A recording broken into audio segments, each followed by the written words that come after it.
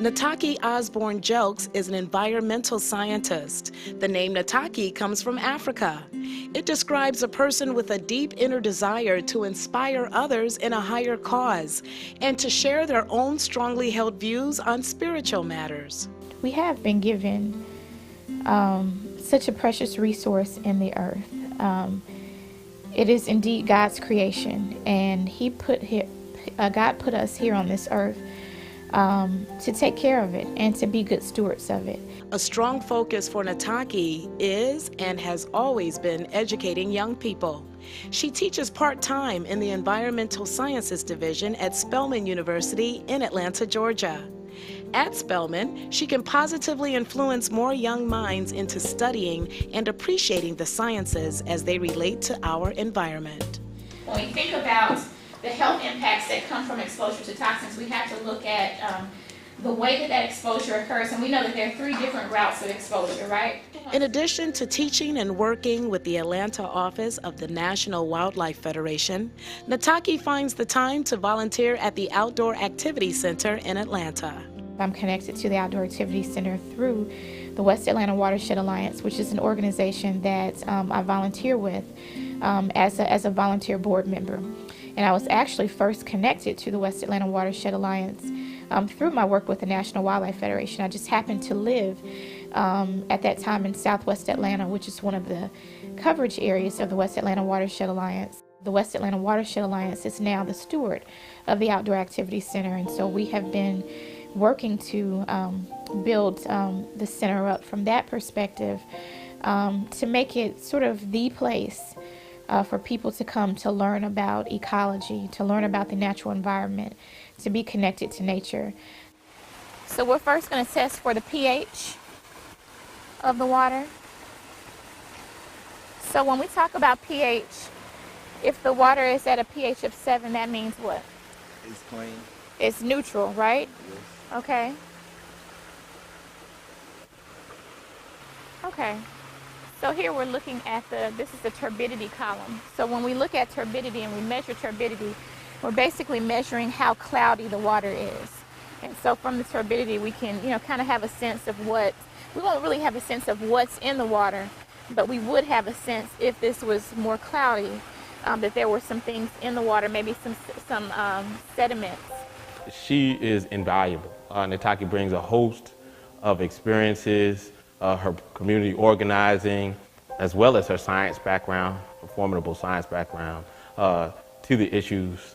We have worked on just about everything together, whether it's trail work, whether it's work with the children, whether it's work with the water sampling that we do with schools and kids, whether it's doing environmental health fairs at parks for seniors. She has been there every step of the way, and I consider her a mentor in the environmental arena.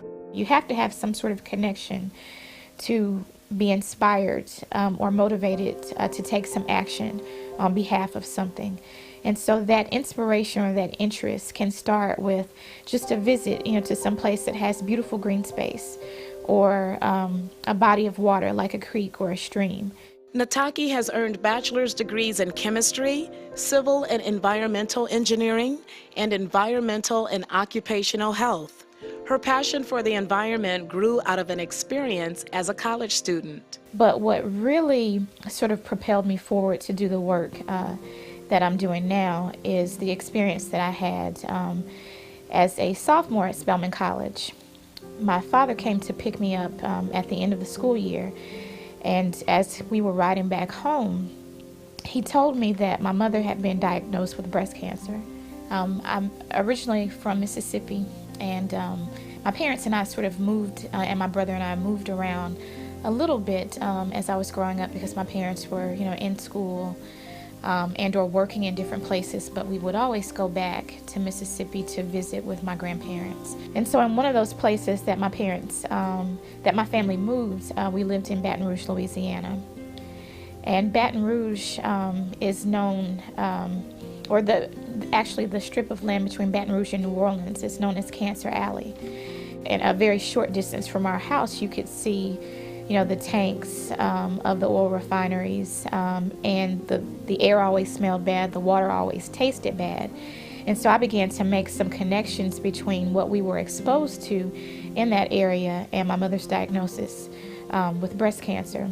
And so I found out, too, that in this area, with all of these facilities, you had some of the highest rates of birth defects, of miscarriages, and of cancer in the entire United States. Dealing with the diagnosis of cancer for her mom led Nataki to become an advocate and leader of the movement to harness the negative effects of pollution on the environment. So I was already at Spelman majoring in chemistry and engineering, and because of my mother's diagnosis and that interest in what we may have been exposed to living in that Cancer Alley corridor, I kind of decided from there that I wanted to be a part of the solution process. I wanted to help communities to address their environmental issues and to get down to some of the root causes of health effects that we see in certain communities as a result of what they might be exposed to in their environment. Nataki stands out. She was a chemistry major, a dual degree major as well, wanting to pursue an environmental chemistry as her dual degree work. She came to my laboratory with clear goal. She's very articulate. She was interested in exploring the use of microorganisms as means for degrading contaminants. So she worked with me, and given her excellent work, she was able to receive a fellowship from the United States Environmental Protection Agency, the EPA, which gave her the fellowship to finish up her program here at Spelman, and then went on to Georgia Tech. While I was a student at Spelman, I was enrolled in a dual program with Georgia Tech. And actually through a student group at Georgia Tech called the Environmental Forum, I was introduced to a neighborhood in Northwest Atlanta called Carver Hills that was pretty close to the Georgia Tech campus. And I was able to use different class projects that I was involved in to do work that would help the community. If I took a hydrology class, then I, for my class project, I picked that community as the site, for my hydrology study. Any class that I could connect, to that work in Carver Hills, I did. We organized community cleanups. There was a lot of illegal dumping that went on, in which we found that people from way across town and from some of the suburbs outside of Atlanta would come into the city and find neighborhoods like Carver Hills to dump their waste and to dump tires during the middle of the night. So we organized these, community cleanups, and then we also worked to organize people in the community to sort of be the watchdogs to look out for this sort of illegal activity so that we could report it and, hopefully get some action taken, from local law enforcement agencies as well. Nataki's work in the Carbon Hills community won her one of her most cherished awards, the President's Service Award from then President Bill Clinton. There were 16 people who were given this award out of over 3,500 nominations. And so we got a chance to go to Philadelphia to this summit. And not only was President Clinton, the president at the time, but he actually introduced me at the awards ceremony and sort of read my bio and gave me that award personally. So it really meant a lot for that, to receive that recognition. Here I was just a college student, just trying to make a difference, in the local community. And at that time I was working with the Carver Hills community. And so that was quite an honor to be recognized on a national stage for, work that I didn't do for any accolades, but just because I wanted to make a difference. Since the Carbon Hills experience, Nataki has positively affected the lives of many. She wears a variety of hats as she works to help communities be environmentally safe. Wife, mother, volunteer, teacher, and colleague. Her energy level and effectiveness is admired by those who know and work with her. It would be impossible to be in Atlanta and not know about Nataki. I actually think it would be impossible to be in the South and not know of Nataki.